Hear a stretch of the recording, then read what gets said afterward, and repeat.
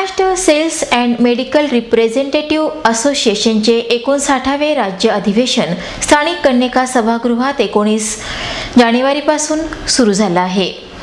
या अधिवेशनाला राज्यभरातून 36 युनिट्समधून मोठ्या प्रमाणात प्रतिनिधी हजर झाले आहेत। या अधिवेशनाचे उद्घाटन सत्र 20 जानेवारीला सकाळी कन्यका सभागृहापासून रॅली काढून होणार आहे।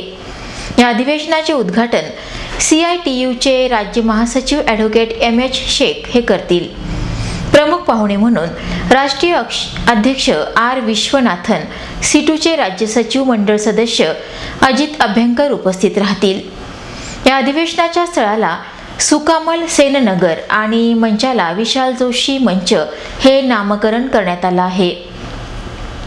या अधिवेशनामध्ये वैद्यकीय तथा विक्री प्रतिनिधींच्या कायदेविषयक न्याय मागण्या आणि सर्वसामान्य जनतेच्या औषध विषयक मागण्यांवर चर्चा होऊन त्याबाबत सर्वसामान्य जनतेत जनजागृती करणं आणि आंदोलनाची पुढील दिशा ठरवण्यात येईल।